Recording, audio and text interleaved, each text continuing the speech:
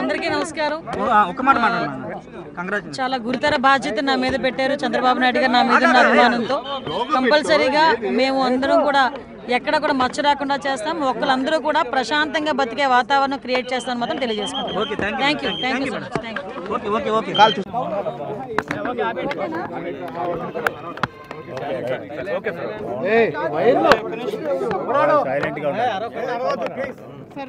దారిలో ఉన్నాం. బాగుంది సార్. ఓకే. సో ప్రజలు ఒక మార్పు కోసం తీర్పిచ్చారు. మార్పు ఏంటంటే కొత్తగా ప్రభుత్వం కానీ అదేవిధంగా పాలసీస్ కానీ సమాజంలో మార్పు కానీ ఇవన్నీ కావాలనేటువంటి తెప్పించారు. ఆ తీర్పుకు అనుగుణంగా ఉండవలసినటువంటి అవసరం ఉందా మంత్రివర్గం కూడా. అంచేతనే మొదటి నుంచి కూడా నేను చెప్తూ ఉన్నాను, యంగర్ జనరేషన్ వచ్చినప్పుడు యంగర్ జనరేషన్ని అకామిడేట్ చేస్తూ ఉండాలి. ఇప్పుడు కూడా అకామిడేట్ చేస్తూ ఉంటే ఆ పార్టీ కానీ ఆ ప్రభుత్వం కానీ 4 కాలాల పాటు ఉంటుంది. ఇది నేను 2007 సంవత్సరంలో ఫస్ట్గా మహానాడులో చెప్పాను నా స్పీచ్లో. తర్వాత 2009లో కూడా చెప్పాను.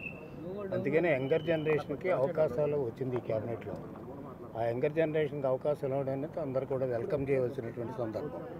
అంచేత ఈ యంగర్ జనరేషను కమిట్మెంట్ తోటి అదేవిధంగా ఒక చిత్తశుద్ధితోటి పనిచేయవలసినటువంటి బాధ్యత కూడా ఉంది. ఆనాడు నేను 29 సంవత్సరాలు ఉన్నప్పుడు ఎన్టీ రామారావు గారు మాకు అవకాశం ఇచ్చారు. సో చిత్తశుద్ధితోటి లాయల్టీతోటి పనిచేస్తే కమిట్మెంట్ తోటి పనిచేస్తే ఎవరైనా 4 కాలాల పాటు నాయకుడిగా ఉండటానికి అవకాశం ఉంటుంది. అంచేత ఈ ఏదైతే క్యాబినెట్ కూర్పు ఉందో ఆ కూర్పు తప్పకుండా 100% బ్రహ్మాండంగా ఉంది. వెల్కమ్ చేస్తున్నాం కూడా అందరూ కూడా. అంచేత సీనియర్స్ అనేటువంటిది నేను చెప్పాను, మీరు ఒకసారి ఆ రోజు పేపర్లు చూస్తే తెలుస్తుంది. సీనియర్స్ అనేటువంటిది పార్టీకి ఉపయోగపడాలి. అదేవిధంగా మిగతా వాళ్ళ కింద వాళ్ళకి అకామిడేట్ చేయాలి. కింద వాళ్ళకి అకామిడేట్ చేస్తే యంగర్ జనరేషన్ పైకి రావడానికి అవకాశం ఉంటుంది. మన ఫ్యామిలీ అని అంతే, కింద వాళ్ళకి మనం సంపాదించినప్పుడు మన కింద వాళ్ళకి మన కొడుకు కూతురుకు అవకాశం ఇస్తే వాళ్ళు వస్తారు. అంచేత ఏంటంటే ఎప్పటికప్పుడు పాత నీరు ప్రకృతి బాగు ఎప్పుడు కూడా పాత నీరు కొత్త నీరు కలుస్తూనే ఉంటాయి. ఆ కలయిక అనేది ఎప్పుడు ఉంటుంది. ఈ కలయికే ఈ రాష్ట్రానికి ఉపయోగించుకోవడానికి ఉపయోగపడుతుంది. అంచేతే ఏదైతే క్యాబినెట్లో మోర్ దాన్ 50% యూత్కి ఇచ్చారో దాన్ని వెల్కమ్ ఆస్పెక్ట్ తప్ప మరొకటి కాదు. నేను ఇప్పుడేదో సీఎం గారితో కూడా మాట్లాడొచ్చాం కొన్ని విషయాలు, అవన్నీ కూడా త్వరలో అమలు చేస్తాం. ఎంచేతంటే మేము ప్రజలు మార్పు కోరుకున్నారు, మార్పు తగ్గట్టుగా మేము మార్పు చేస్తామని మేము హామీలు ఇచ్చాం. ఆ మార్పు భవిష్యత్తులో జరగాలి. అదేవిధంగా ఒక క్యాబినెట్ కాకుండా మొత్తం పార్టీ యంత్రాంగం అంతా కూడా చిత్తశుద్ధితో పనిచేసి ఏదైతే ప్రజలు ఆశ పెట్టుకున్నారో రాష్ట్రానికి చేయవలసిన కార్యక్రమాలు ఇవన్నీ చేయవలసిందే. ప్రతి ఒక్కరు కూడా పార్టీలో ఉన్నటువంటి వాళ్ళు అదేవిధంగా కూటమి యొక్క బాధ్యత.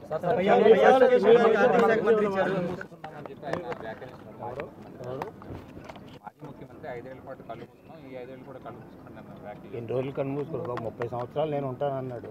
30 సంవత్సరాలు 5 సంవత్సరాల్లో ప్రజలు కన్ను మూసేశారు. ఆ కళ్ళు ఎప్పుడు తెరుస్తారో తెలీదు. ప్రజాస్వామ్యంలో ప్రజల ఇష్టం. ఆయన సరిగ్గా చేసుకోలేకపోయాడు కాబట్టి కళ్ళు మూసేశారు. 30 సంవత్సరాలు ఉంటానని గర్వం పడిపోయినటువంటి వ్యక్తి 5 సంవత్సరాలు ఎందుకు పోయాడు అంటే ఈ రాష్ట్రాన్ని ధ్వంసం చేశాడు కాబట్టి, రాష్ట్ర ప్రజలకు అన్యాయం చేశాడు కాబట్టి మార్పు కోరుకున్నారు. ఈ మార్పును మేము సరిగ్గా ఉపయోగించుకుని ప్రజలకి రాష్ట్రానికి ఉపయోగపడితే పర్మనెంట్గా ఉండటానికి అవకాశం. ఆర్థిక 5 ఏళ్లలో చాలా భారీగా తప్పుదోవ పట్టింది అనేది అందరికీ అర్థమవుతుంది. జగన్మోహన్ రెడ్డి 5 సంవత్సరాల్లో దాదాపు క్రైసిస్ క్రియేట్ చేశారు. ఎకానమీ క్రైసిస్ కాదు, ఫైనాన్షియల్ క్రైసిస్ కాదు, అదేవిధంగా అనేక రకాల డెవలప్మెంట్ లేకుండా చేశారు. చేత మెయిన్గా ఏంటంటే ఫైనాన్షియల్ క్రైసిస్ ఉంది ఇప్పుడు, అదేవిధంగా ఎకానమీ క్రైసిస్లో ఉంది. ఈ రెండును కూడా తట్టుకోవాల్సినటువంటి బాధ్యత ఉంది. అంచేత కొంత టైం పట్టినప్పుడు కూడా చంద్రబాబు నాయుడు గారు సమర్థుడు కాబట్టి ఆయన ఫైనాన్స్ మినిస్టర్ చేశాడు. అదేవిధంగా ముఖ్యమంత్రి చాలా సంవత్సరాలు చేస్తారు, అనుభవం ఉన్నటువంటి నాయకులు కాబట్టి మేజర్ క్రైసిస్ ఈ రెండు ఏవైతే ఉన్నాయో ఈ క్రైసిస్ నుంచి బయటకు రావడం అంత పెద్ద ఇష్యూ ఏం కాదు. అదేవిధంగా మనం చేయవలసింది ఏంటంటే వెల్ఫేర్ కార్యక్రమాలు ఆల్రెడీ అనౌన్స్ చేశారు 5 కూడా మనం వెల్కమ్ చేస్తున్నాం. దీంతో పాటు ఏంటంటే డెవలప్మెంట్ జరగాలి. డెవలప్మెంట్ జరగకపోతే మీకు దాదాపు ఈనాడు ప్రపంచంలో 24 దేశాల్లో ఎలక్షన్ జరుగుతున్నాయి.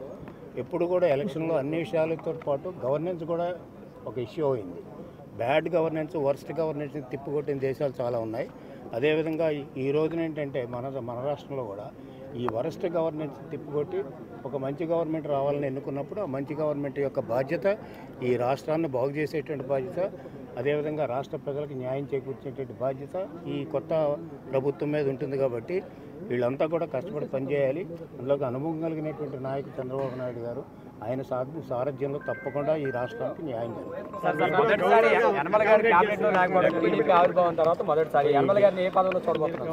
It is not the question of Yanamala in the cabinet or not. ఏంటంటే రాష్ట్ర ప్రజలకు మేమంతా కూడా పార్టీలో ఉన్నాం, పార్టీ సీనియర్, రాష్ట్ర అభివృద్ధికి మేమంతా తోడ్పడతాం. అంటే పదవి ఉండాలి లేదని పదవి లేని వాళ్ళు చాలామంది కష్టపడుతున్నారు.